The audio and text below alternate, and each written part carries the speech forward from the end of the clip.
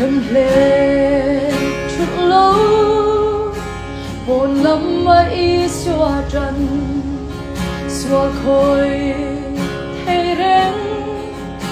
là rung bố tu mình vu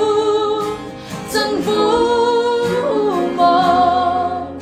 lal pha thọ bụi lâu